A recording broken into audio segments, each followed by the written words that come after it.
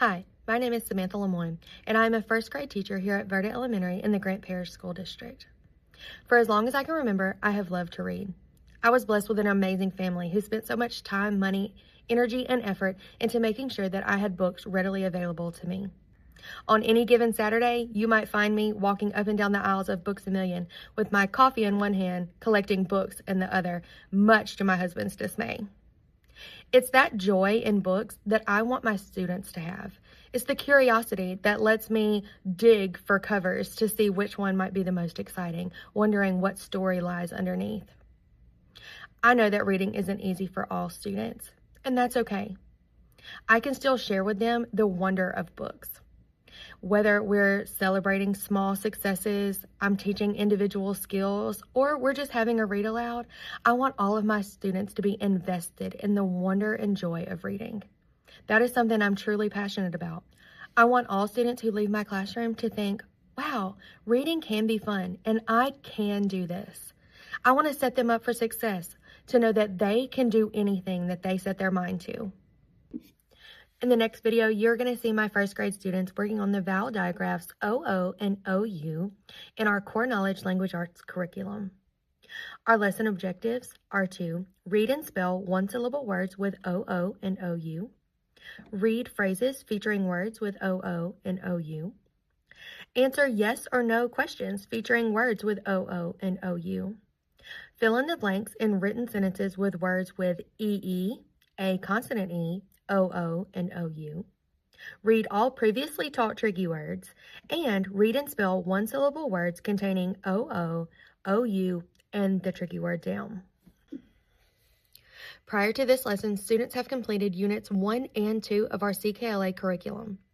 In those units, we reviewed short vowel sounds, consonant sounds, CVC words, and digraphs such as TH, SH, and CH. As we move toward Unit 3 and into Unit 3, students will see more consonant blends, more long vowel sounds, as well as longer decodable text. Together, these early units help support our goal of having fluent, confident readers. During this lesson, there will be 3 students in my classroom who receive special education inclusion services, and there will be an additional 2 students who receive speech-only services.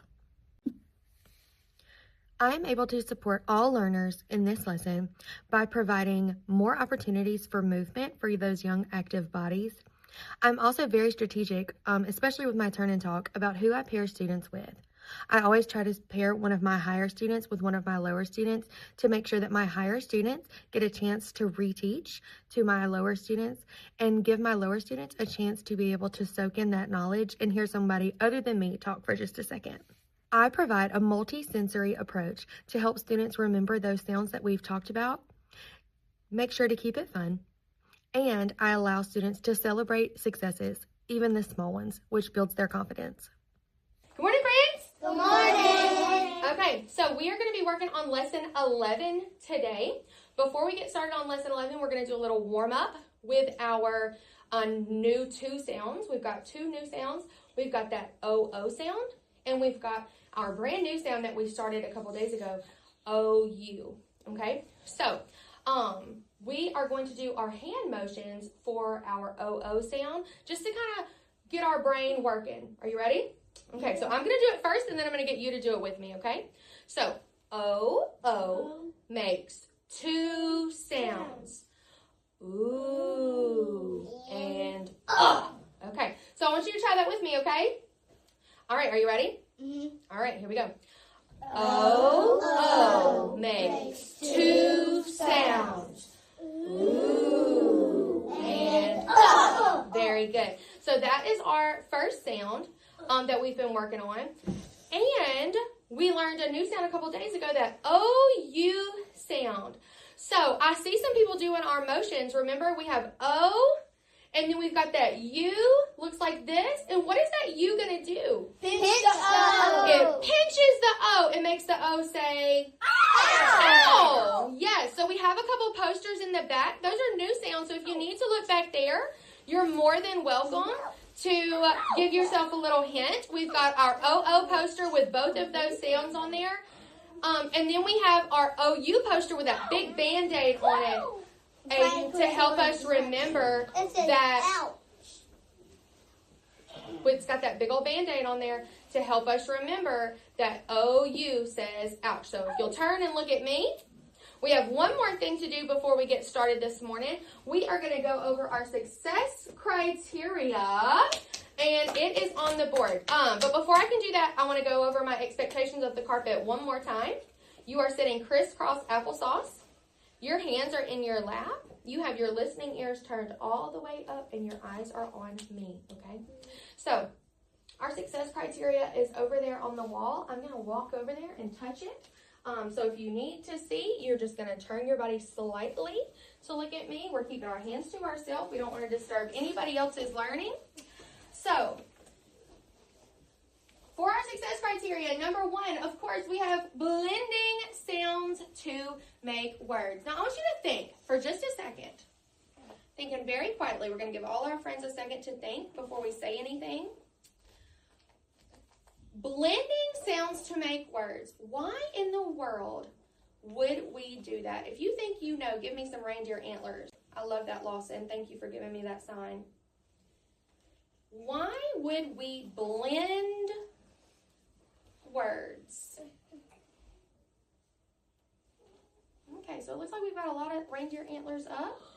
I want you to turn and talk to your friend. Why would we have to blend words here? Why is that going to help us?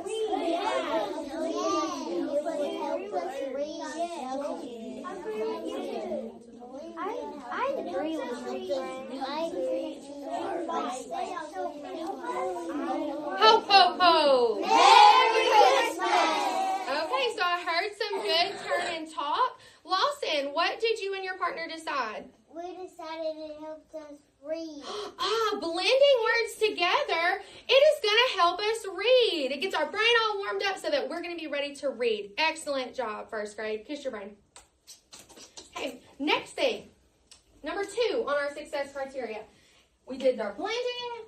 Then it says we need to segment words. So without saying anything, I want you to show me what it looks like when you're going to segment a word. Oh, awesome job. Yeah, we get our fingers up just like that. Now I want you to think, hands down. I want you to think for just a second. Why would we segment a word? We know why we blend a word, but why would we segment? Oh, I see some reindeer antlers already. I see a couple red noses. I love those signals. So festive. Okay, I want you to very quietly turn and talk to your partner. Oh, about why we are going to segment. Why we're going to segment words. Go ahead.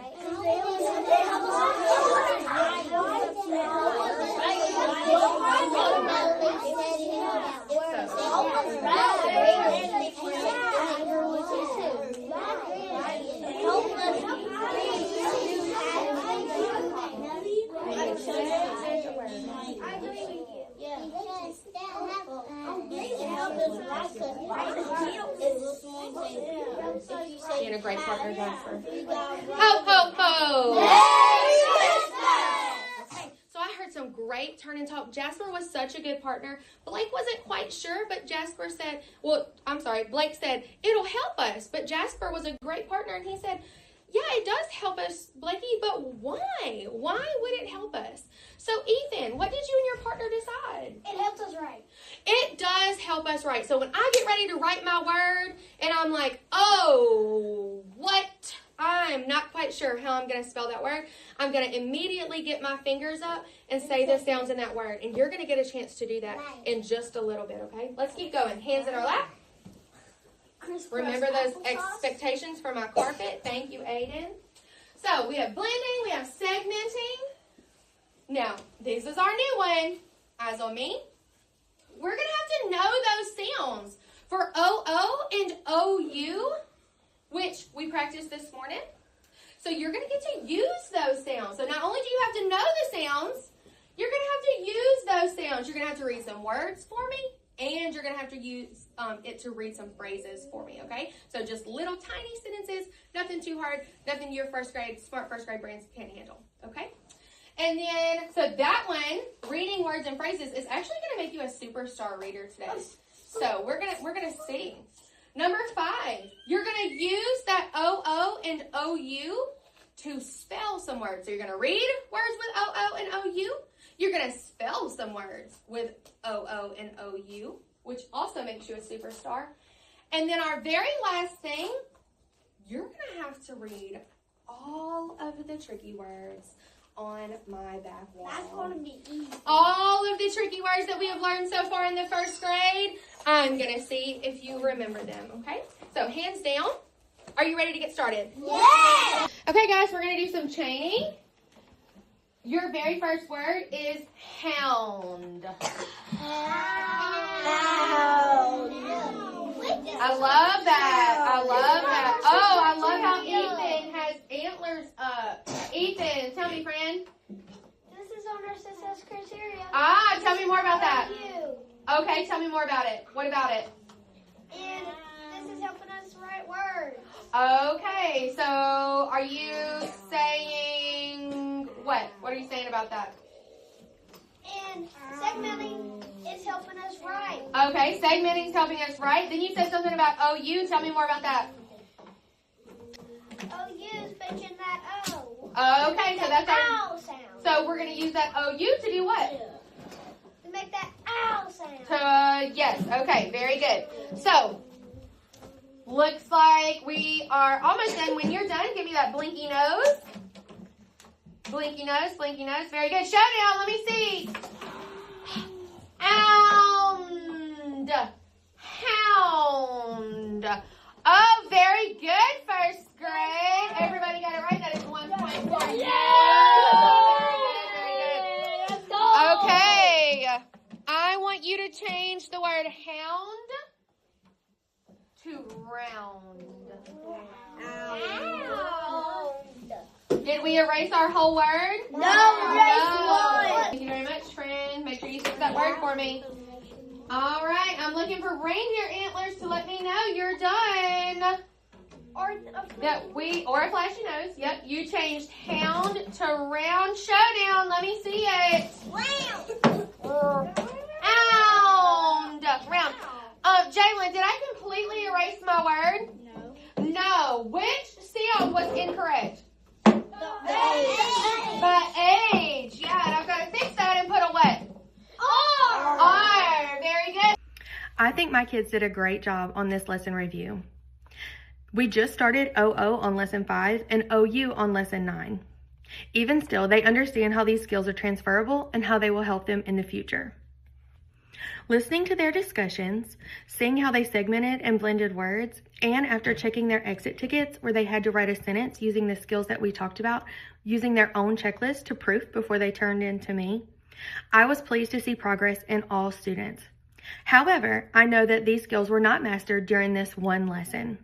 We will continue to use these skills throughout Unit 3 and on to the end of the year, so they will see these skills over and over again. I will continue to check for mastery of these skills throughout Unit 3 and even on to the next unit by using formative and summative data. If I were to teach this lesson again, I would use my wiggle cards as my exit ticket. While I love that students got to use several skills while writing their sentences and using their checklist, it did take longer than I expected it to. Also, I think that kinesthetic movement would help students who need that little extra movement to help them remember, and it's just a more memorable way for them to remember those skills. Also, I think that kinesthetic movement would help students who need that little extra movement to help them remember, and it's just a more memorable way for them to remember those skills. Moving forward, we will continue to use these phonics patterns to build fluency. We will do this by reading individual words, phrases, and longer decodable text. I will be pulling small groups when necessary to provide that targeted instruction, and I look forward to seeing my students grow in their fluency and confidence.